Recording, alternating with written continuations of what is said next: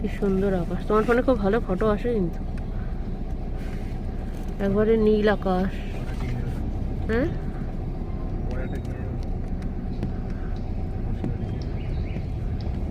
না এখন কিনবো।